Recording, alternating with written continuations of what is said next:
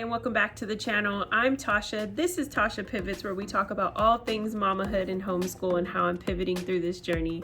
And today I wanted to sit with you mamas and talk to you about communication, how I communicate with my children, how I'm teaching them to communicate with me and the world. If you'd like to hear more, let's get started. Hey you, if you're new here and you just hit that play button for the very first time, welcome to the channel. Welcome to all my subscribers. I love you guys and appreciate you so much. Yes, what I wanted to really sit with you guys where I'm at, and that is communication. It has been a bumpy ride in these last couple weeks in the year, just dealing with a lot of my children, both having their growth spurts, both having emotional responses, and it all hitting kind of at one time. And I wanted to share how I've been really shifting the way I respond and communicate with them. So I'm going to try not to be on tangents and give you some clear tips and clear things, but I also hope that it can encourage you, and you can definitely build your communication with your kiddos. So like I said, I have two kids. One is 7, one is going to be 3 at the end of this week, and they both are in a growth spurt season. And the first thing that I noticed with my children, that I actually started when they were much younger, and it's come and go, but I've really been more active and intentional about it right now, is talking with them, not talking at them. I think that this is so powerful. I recognize that with my my youngest one, she's just trying to connect whatever is happening with her. My oldest is very much, she's much more verbal, more responsive to her frustrations. There's a little bit of action happening behind her responses as well.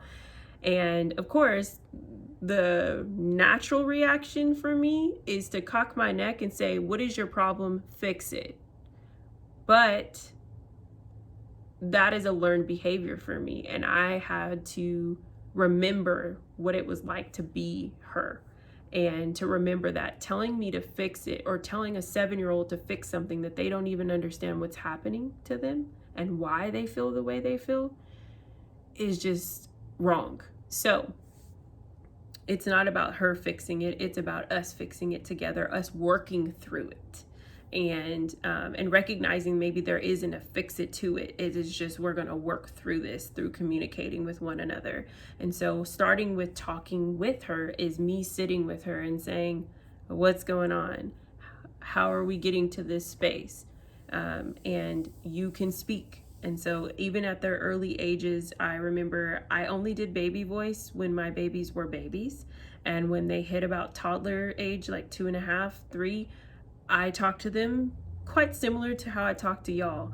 I didn't really shift anything. I still, I have my names and things for them, but they're still my babies, but I just don't do baby voice. We can talk normal. And so we do that, and it gives them the space to feel that they can be direct and clear with me, just as I am with them.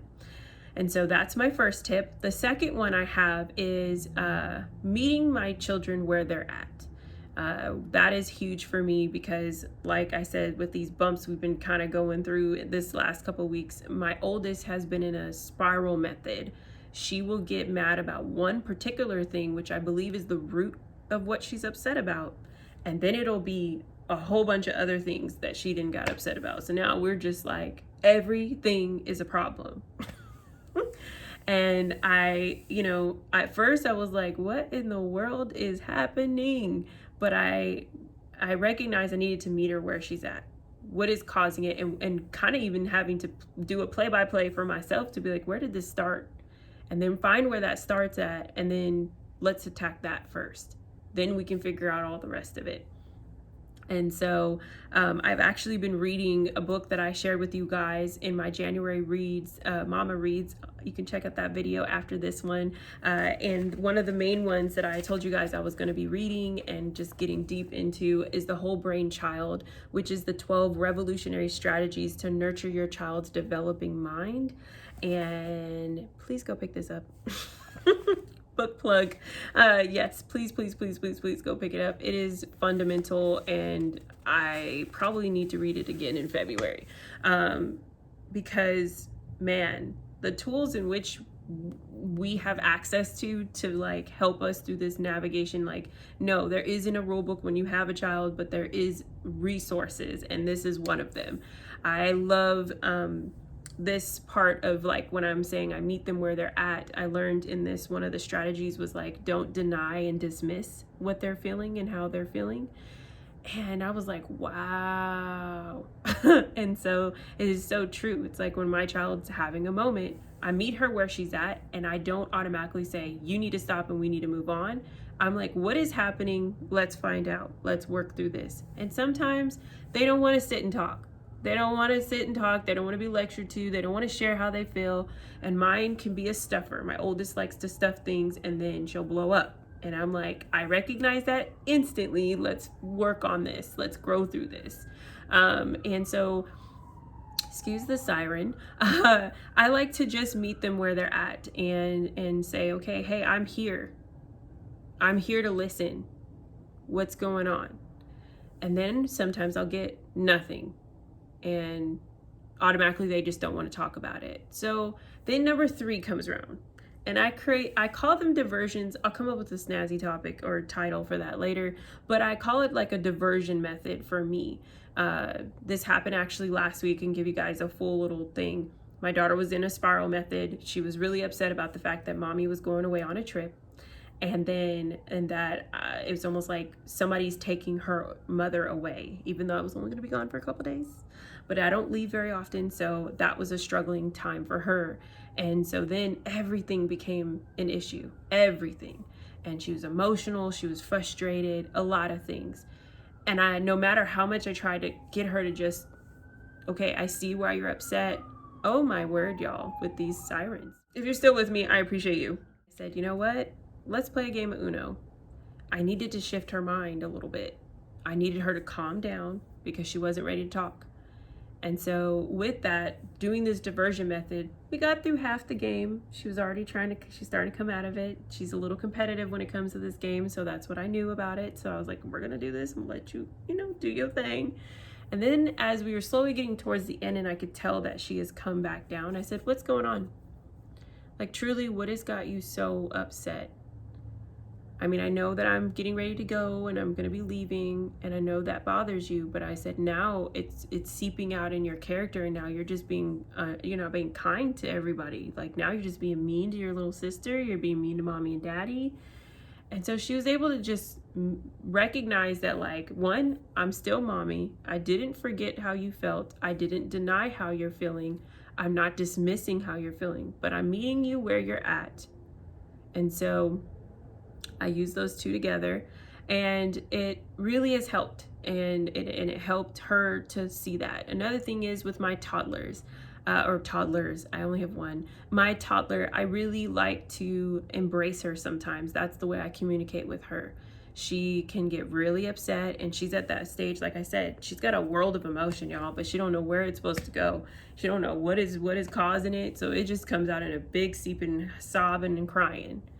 And instead of me trying to get her to figure out how to communicate that, sometimes I just say, come here. And I pick her up and I hold her. And I let her know that, one, I'm a safe space for her, that mommy's not upset, mommy's not angry, mommy's not gonna raise up her voice, but I'm here, you're safe. And when she calms down, then we can talk about, why are we upset?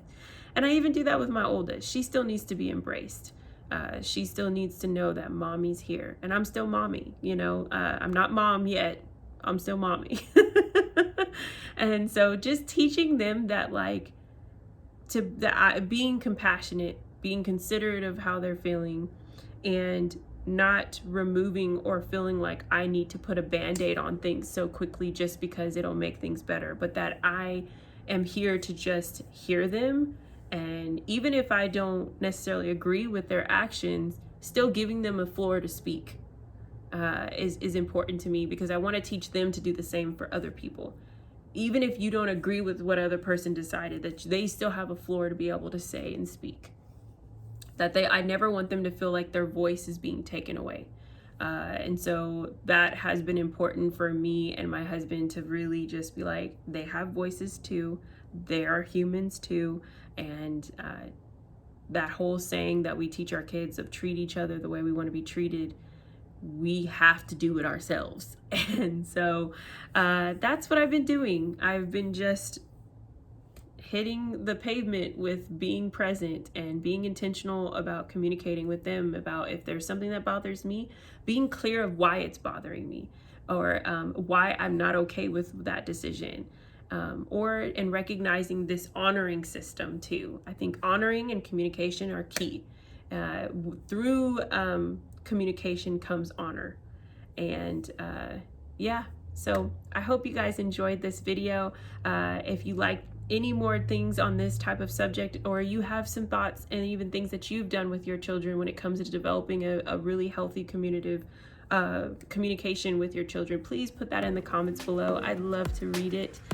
Please give this video a warm thumbs up if you enjoyed it, and hit that red subscribe button if you haven't, because I'd love to have you here. Until next time, y'all have a wonderful, wonderful day. I'll talk to you later. Bye.